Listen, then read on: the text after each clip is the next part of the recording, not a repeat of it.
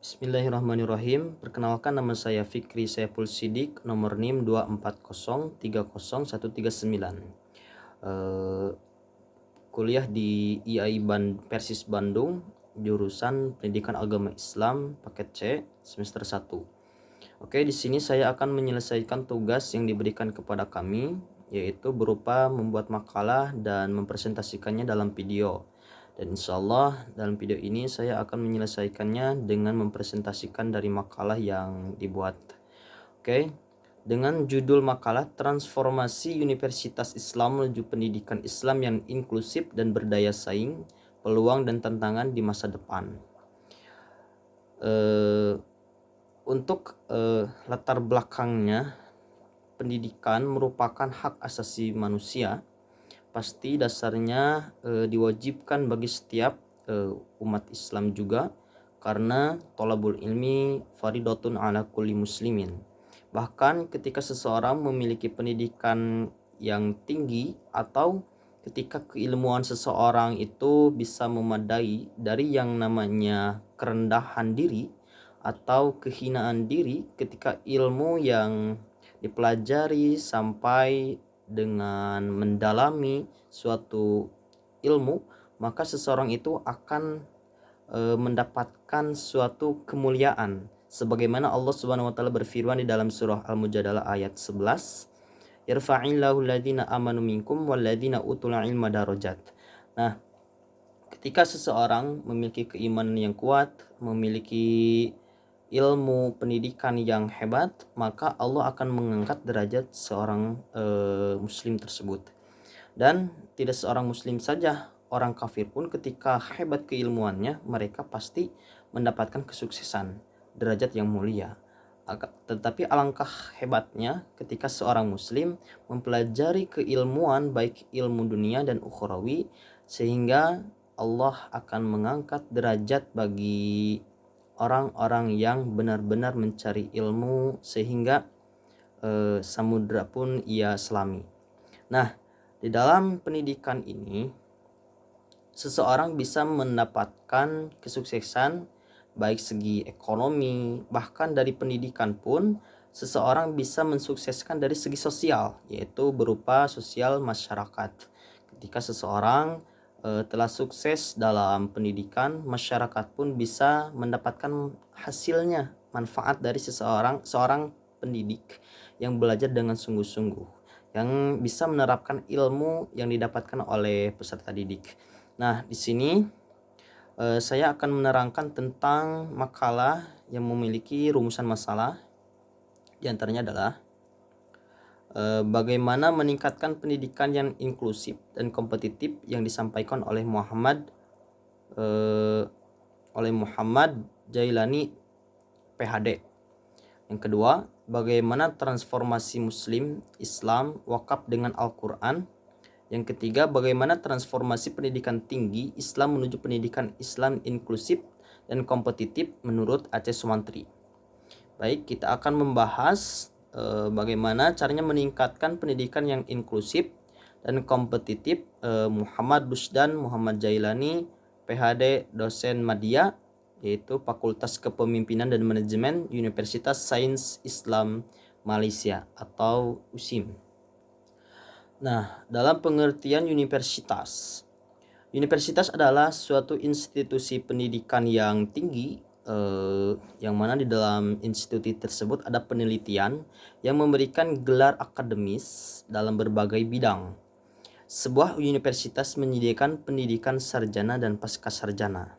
Nah, hal ini mungkin bisa bermanfaat bagi seorang guru ketika seorang guru telah mendapatkan sarjana. Bahkan seorang guru, mereka banyak yang mencari sertifikasi untuk mendapatkan tambahan biaya, atau kalau dalam kebiasaan masyarakat yang menjadi mubalik, mendapatkan rotibah tambahan dari pemerintah yang berupa sertifikasi. Bahkan ada yang level lebih baik dari sertifikasi.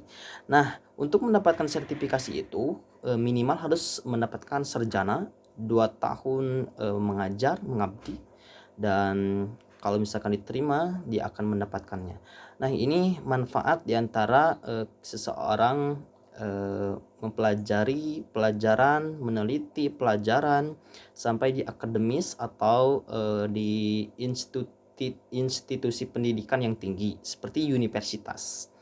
Nah, kalau kita dilihat dari kata aslinya, universitas itu dari bahasa Latin yang memiliki maksud Universitas Magisterium et Scholarium, yang berarti komunitas guru dan akademisi. Pendahulu universitas sudah lama di Asia dan Afrika. Akan tetapi sistem universitas sistem universitas itu jadi berawal atau berakarnya itu pada zaman pertengahan abad di Eropa. Nah, ketika itu maka diciptakanlah universitas itu bertepatan di Italia dan pada dasarnya berakar pada sekolah Kristen untuk pendeta pada abad pertengahan yang tinggi itu. Nah, kata bahasa Latin asli universitas secara umum berarti orang-orang yang terasosiasi dengan sebuah badan, masyarakat, perusahaan, komunitas, kelompok pekerja, korporasi, dan lain-lain. Dengan perkembangan kehidupan urban serta munculnya kelompok pekerja di abad pertengahan, arti istilah ini kemudian berkembang menjadi asosiasi siswa dan guru dengan hak legal kolektif yang biasanya dipersetujui dalam sebuah fakta yang dikeluarkan oleh pangeran atau pemimpin kota mereka. Seperti kelompok pekerja lainnya, universitas yang ada pada masa itu memiliki peraturannya sendiri dan bebas menentukan kualifikasi anggotanya sendiri. Di masa modern, arti kata ini telah berubah menjadi sebuah institusi pendidikan tinggi yang menawarkan pengajaran dalam bidang-bidang non-vokasi dan biasanya memiliki kekuasaan untuk memberikan gelar. Nah, gagasan universal mengenai universitas adalah bahwa universitas merupakan komunitas cendekiawan yang memiliki kebebasan untuk mengeksplorasi ilmu pengetahuan tanpa intervensi yang tidak semestinya dan pihak manapun. Universitas bukan menara gading yang terpisah dari kepentingan dan pengaruh masyarakat, negara, serta lembaga publik. Universitas harus menjaga kebebasannya dalam mengajar, menertibkan, dan melaksanakan penelitian. Nah, dalam konteks bahasa kurang lebih seperti itu, istilah kurang lebih seperti itu, maka kita juga harus mengerti apa sih tujuan dari universitas. Ada Al-Atas tahun 1973. Tujuan universitas adalah untuk menciptakan manusia yang utuh atau manusia yang universal. Seorang ulama muslim adalah individu yang tidak hanya menguasai satu cabang ilmu, melainkan memiliki pandangan yang konferensif dan otoritas dalam berbagai macam ilmu yang saling terkait. Di antaranya memasukkan kembali hati ke dalam praktik institusional. Yang kedua, mengembalikan manusia sebagai anggota masyarakat yang berharga, yang berlandaskan pada nilai-nilai luhur yang mendukung kesehatan umat manusia secara global.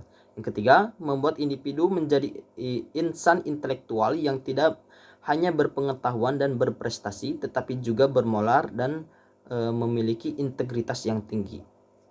Nah, kalau kita dengar-dengar juga ketika seseorang mengatakan tak payah untuk mendapatkan gelar. Buat apa gelar? Karena ilmu dari perguruan tinggi itu nihil.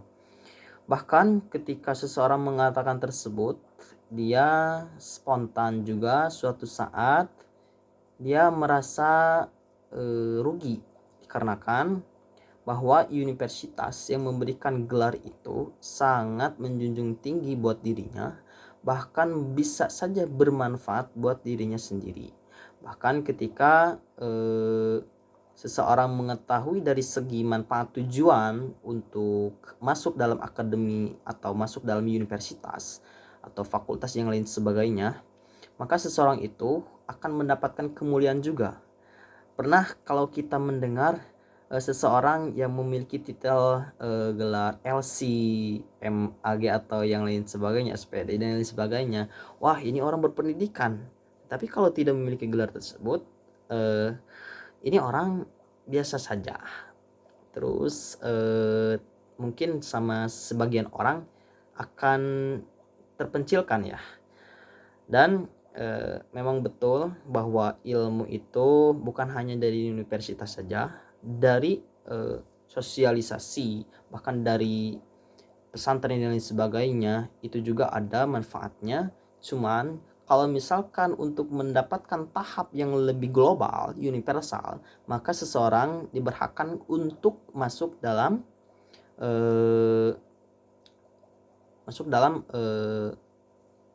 ranah universitas. Selanjutnya saya akan memberikan tentang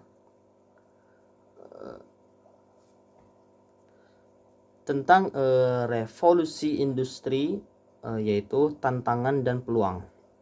Nah, di zaman digitalisasi sekarang ini masuk dalam 4.0 merupakan sebuah era yang ditandai oleh perubahan yang sangat disruptif, sistematik, dan mendalam.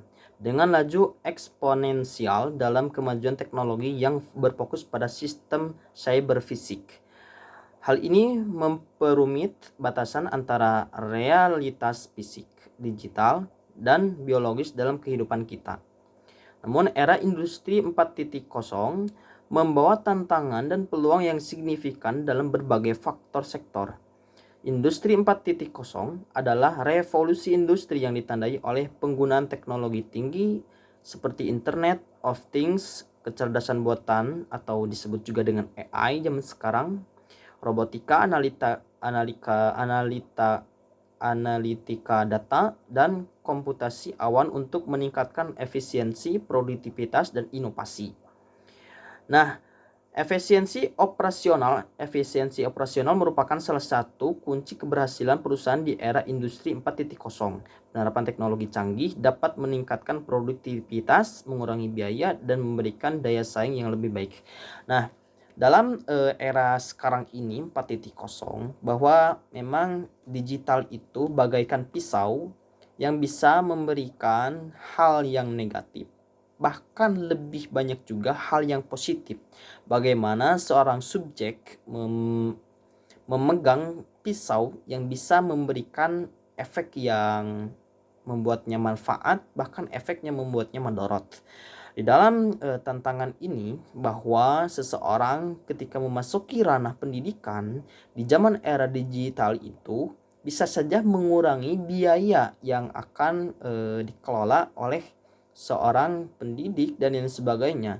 Bahkan zaman sekarang ini ketika kita mempresentasikan tidak hanya dalam segi bertatap muka, tetapi kita juga bisa memberikan presentasi dalam tahap online, dalam tahap video seperti ini, dan bisa juga memberikan hal yang lain sebagainya. Tetapi ketika seseorang selalu berfokus pada digital, bagaikan seseorang meringankan kehidupan. Tetapi kalau misalkan suatu saat ketika digital itu dalam keadaan kemadorotan seperti internet lepas atau internet tidak ada hubungan, bahkan seperti berita-berita internet kabel internet di bawah laut putus dan lain sebagainya, maka itu akan memadorotkan. Makanya ketika seseorang berfokus saja dalam digital, itu akan membuatnya bingung di masa-masa ketika seseorang dalam keadaan sulit. Karena digital itu pasti zaman sekarang tidak jauh dari yang namanya internet. Walaupun banyak manfaatnya, tetapi alangkah baiknya untuk antisipasi, mewaspadai bahwa seseorang itu tak boleh hanya saja untuk berfokus pada digital. Bahkan seseorang zaman sekarang itu mencari uang itu sangat mudah. Seperti seseorang Gen Z saja mencari uang itu di TikTok dengan live streaming dan lain sebagainya. Bagaimana kalau misalkan akun yang dia miliki itu terbanned karena ada langgaran-langgaran yang dia langgar, sehingga dia tidak bisa lagi mengupload di YouTube dan lain sebagainya? Bagaimana penghasilan dari untuk mencukupi ke setiap sehari-hari gitu?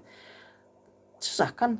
Tetapi kalau misalkan seseorang mempunyai teknik selain digital, seperti seseorang itu memiliki ilmu dari segi marketing secara offline dan lain sebagainya, maka seseorang itu akan mendapatkan manfaat juga. Nah, itu dari segi kemadorotan digital. Tetapi kalau dari segi kemanfaatan sungguh banyak sekali. Di sini diantaranya adalah otomatisasi proses. Jadi prosesnya yaitu berupa otomatis. Tugas-tugas rutin dan manual dengan menggunakan robotika dan perangkat lunak otomatis dapat meningkatkan efisiensi operasional. Terus yang kedua, Internet of Things atau disebut juga dengan LOT.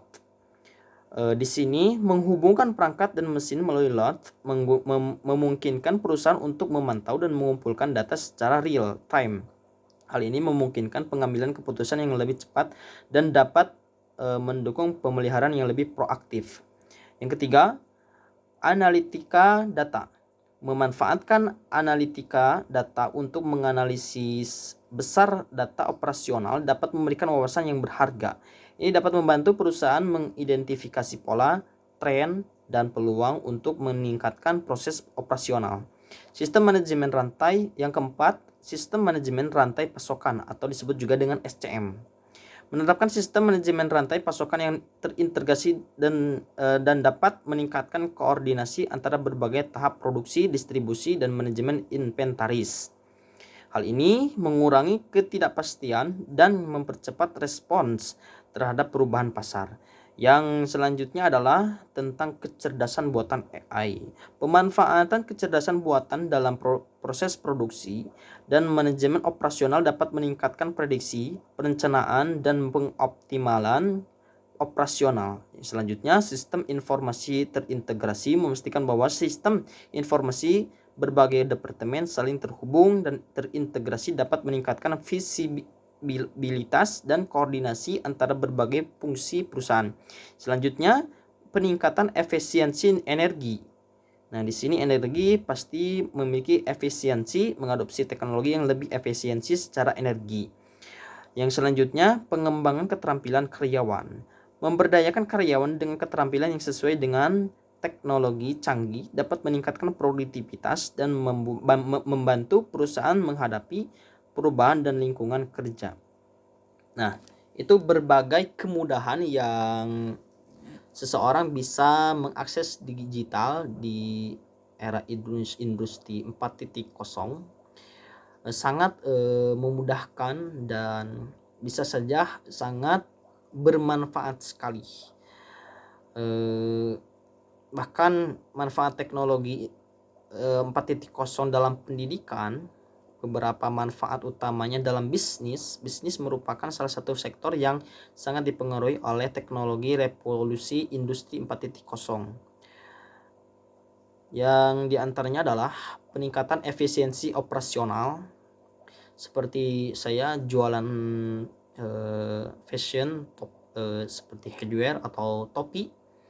Jadi kalau misalkan saya jualan misalkan di Shopee dan lain sebagainya, kalau misalkan saya menerapkan dalam peningkatan efisiensi operasional, saya memasukkan akun saya pada pihak ketiga yaitu big seller, maka saya tak perlu untuk meningkatkan atau mengiklankan secara otomatis, secara manual. Namun saya bisa mengiklankan dengan secara otomatis tanpa mengetuk untuk mengiklankan. Nah, itu manfaat dari bisnis.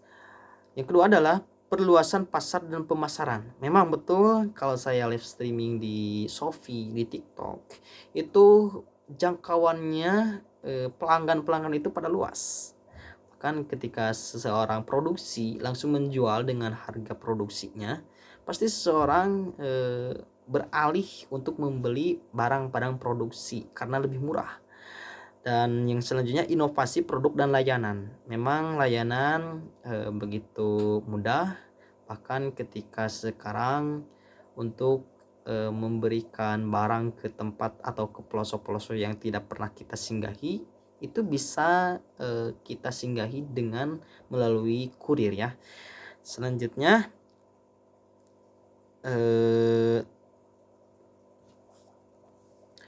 pembahasan tentang transformasi Muslim Islam wakaf dengan Al-Quran.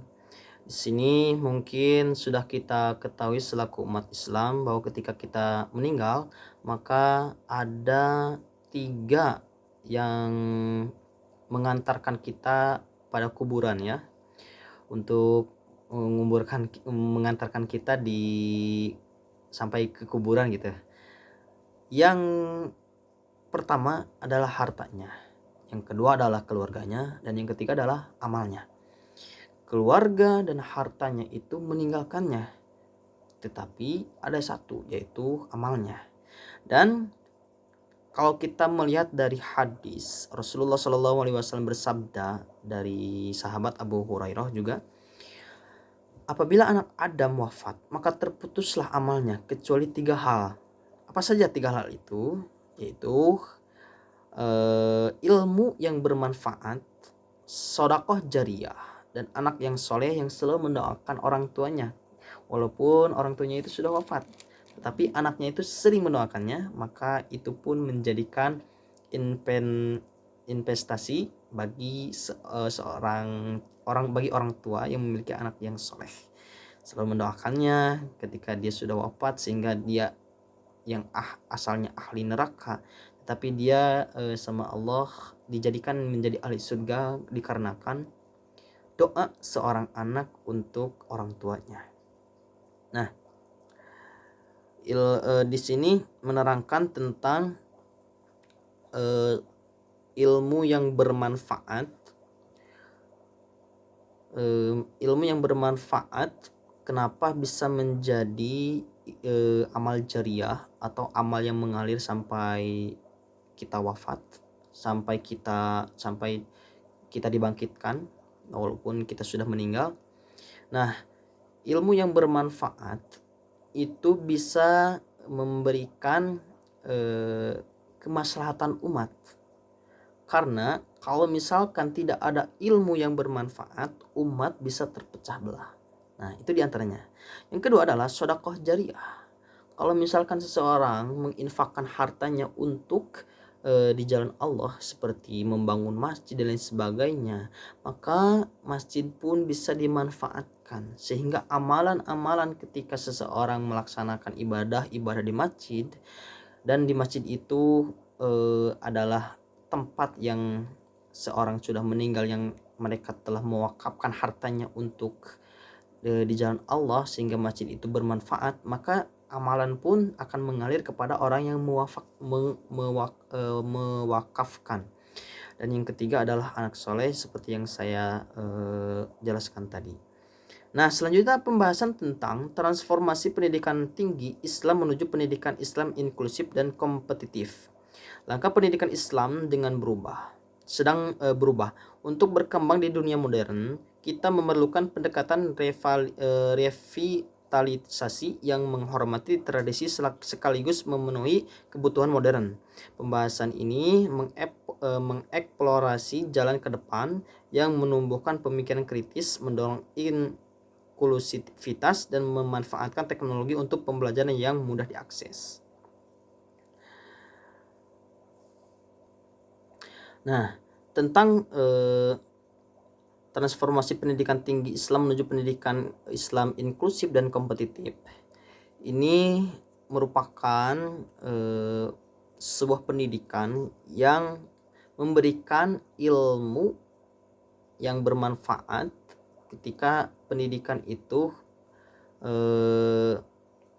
mengembangkan ilmu baik yang dimiliki oleh individual, sehingga seseorang bisa dibutuhkan dalam perubahan.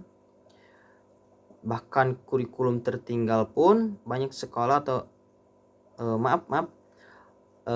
pendidikan merupakan transfer ilmu, lalu mengembangkan ilmu itu yang telah dimiliki oleh individual, itu maksudnya. Lalu diharapkan setiap individu mampu memajukan pendidikan itu sendiri, yang mana pasti membutuhkan perubahan, kurikulum tertinggal, akses teknologi terbatas, inklusivitas. Dibutuhkan perubahan maksudnya adalah membutuhkan perubahan dalam pendidikan karena ketertinggalan Indonesia dalam beberapa hal diantaranya. Di antaranya yaitu kurikulum tertinggal,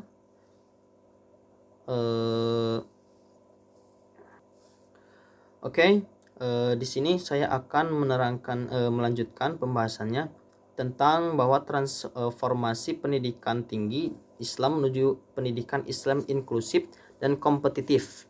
Nah, di sini pendidikan merupakan sebuah transfer ilmu dari mengembangkan ilmu itu yang dimiliki oleh individual. Setelah itu diharapkan setiap individu mampu memajukan pendidikan itu tersendiri. Di antaranya dibutuhkan perubahan, tantangan dan peluang pendidikan saat ini, terus perbedaan pendidikan dan belajar. Pasti harus mengetahui dari pendidikan, pembelajaran dan belajar mengajar. Terus strategi integrasi modernitas dan tradisionalitas, yang memiliki strategi yaitu diantaranya menjaga nilai-nilai utama seperti berakar pada iman. Yang kedua, adaptasi realitas modern seperti terlibat organisasi yang bermanfaat. Yang ketiga, berpikir krisis yang mendorong siswa untuk menganalisis. Yang keempat, dialog antar agama atau mahasiswa. Yang kelima, memberdayakan individu, yakni mempersiapkan peserta didik menjadi warga negara yang bertanggung jawab dan memberikan kontribusi positif kepada masyarakat. Nah, mungkin sekian presentasi yang saya sampaikan, kurang lebih dari 30 menit video ini. Kesimpulannya adalah pendidikan merupakan sebuah transfer ilmu, baik seseorang memberikan ilmu agama, ilmu sosial, ilmu keahlian sampai diteliti, dan seseorang tak payah untuk membicarakan bahwa tak perlu belajar ke universitas. Itu sangat-sangat rendah pembahasannya. Sebab ilmu pendidikan itu pasti kalau kita menjunjung tinggi akan mendapatkan ilmu yang bermanfaat. Karena kalau kita sudah husnudzon, pasti sangkaan kita akan mendapatkan hasil yang terbaik. Sebab ana inda dhonni abdi, ketika seseorang menyangka, ya Allah, ternyata ilmu di universitas atau di pendidikan perguruan tinggi yang berada dimanapun pasti bermanfaat buat saya dan agama saya dan masyarakat, pasti Allah akan memberikan jalan keluarnya. Dan ketika seseorang menihilkan pendidikan, maka dia akan terhina, sebab pendidikan tidak jauh dari sifat keilmuan. Sekian, mohon maaf bila ada kesalahan. Rabbana atina fid dunya hasanah wa fil akhirati hasanah wa qina adzabannar. Wassalamualaikum warahmatullahi wabarakatuh.